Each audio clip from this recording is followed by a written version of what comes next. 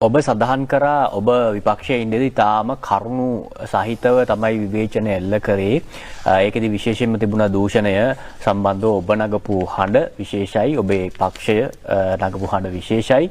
අපි උදාහරණ වශයෙන් කිව්වොතින් සැටලයිට් යවපු ඒවා සමහර රාජ්‍ය නායකයෝන්ගේ දරුවෝන්ගේ සුරතලුන්ගේ කරේ තිබිච්ච රත්තරන් පවුම් ගණන් මේ වගේ ක්‍රිෂ් ගනුදෙනු මේ වගේ ගණනාවක් ඔබ අනාවරණය කරා. දැන් අවුරුදු 1කමාරක් වෙනවා මේ සම්බන්ධයෙන් මොන තැනකද මේ විමර්ශන තියෙන්නේ? නිරංග මේ ප්‍රශ්නේ මහින්ද රාජපක්ෂ පවුලේ ඉන්න හැම කෙනාටම නඩු තියෙන්නේ අපි දා පැමිණි නිසා තමයි. එක්කෙනෙකුට නෙමෙයි හැම කෙනාටම නඩු තියෙනවා. මහජන දේපල අවභාවිතාව. පුත්තු තුන් දෙනාට අම්මට සහෝදරවරුන්ට මහින්ද රාජපක්ෂ ජනාධිපතිවරට විතරයි මට හිතෙන්නේ තවම චෝදනාවක් ගොනු නොවුනේ නඩු ඉස්සරහට වැටේ වෙලාවක. ඒ නිසා මේ පරීක්ෂණ දැන් යනවා. මොකද අපි 2011 ඉඳන් මේ සමහර අයට මම චෝදනා ඉදිරිපත් කරා. ඉතින් ඒ නිසා සුප්‍රීම සැටලයිට් හරි සුරතල් බල්ලෝ AC කාමරවල තමයි දාන්න හිටියේ.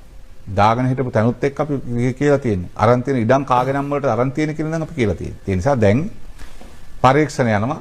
අපරාධ පරීක්ෂණ දෙපාර්තමේන්තුව අල්ලසාදු විමර්ශන කමිසම පරීක්ෂණ කරනවා. ඉදිරියේදී පරීක්ෂණ අනුව ඒ වත්කම් කොහොමද හොයාගත්තේ ආයත ආදේපල රැස් කිරීම පිළිබඳව කොහොමද කරුණු කියන්න වෙන්නේ කියලා බලලා ඒගොල්ලෝ කරුණු කිව්වාම ඒගොල්ලන්ට පුළුවන් මේ ඔප්පු කරන්න.